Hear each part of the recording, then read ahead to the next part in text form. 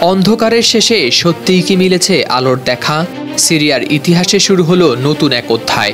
দীর্ঘ ২৪ বছর ধরে ক্ষমতায় থাকা প্রেসিডেন্ট বাশার আল আসাদের শাসনের ঘটেছে অবসান। দামেস্কের রাজপথে এখন শুধুই উল্লাস আর বিজয়ের স্লোগান।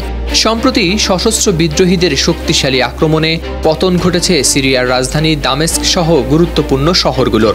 দেশটির সরকারি রেডিও ও টেলিভিশন ভবন, এমনকি প্রতিরক্ষা মন্ত্রণালয়ও এখন বিদ্রোহীদের দখলে। এই পরিস্থিতিতে বিমানে করে অজানা গন্তব্যের উদ্দেশ্যে দেশ ছাড়তে বাধ্য হন প্রেসিডেন্ট বাশার আল আসাদ।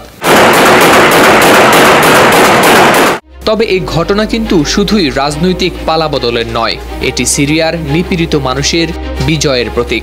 আর এই বিজয়ে অভিনন্দন জানিয়েছেন মুসলিম বিশ্বের পবিত্র তীর্থস্থান কাবা শরীফের ইমাম শাইখ ইয়াসির আদ-দাওসারি। সিরিয়ার জনগণের এই বিজয়কে তার ভেরিফাইড ফেসবুক পেজে লিখেছেন, সমস্ত প্রশংসা আল্লাহর, যিনি নিপীড়িতদের অন্তরে শান্তি এনে দিয়েছেন। আমাদের সিরিয়ান ভাই বোনদের অভিনন্দন। তার এই বার্তা সারা পৃথিবীর নিপীড়িত মানুষদের উদ্দেশ্যে এক অনুপ্রেরণা হয়ে উঠল।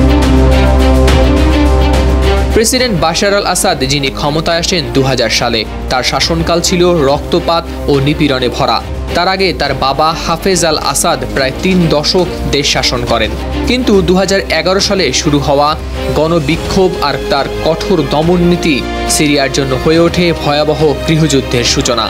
একদিকে বাড়তে থাকে বিদ্রোহীদের শক্তি, আর অন্যদিকে রাশিয়ার সামরিক সহযোগিতা সত্ত্বেও দুর্বল হতে থাকে আসাদের শাসন। ২০১৫ সালে রাশিয়া আসাদের পাশে দাঁড়িয়ে বিদ্রোহীদের উপর বিমান হামলা চালায়। এতে পিছিয়ে যেতে হয় বিদ্রোহীদের। পরিস্থিতির চূড়ান্ত পর্যায়ে বিদ্রোহীরা দামেস্ক প্রবেশ করে এবং আসাদ পালিয়ে যান।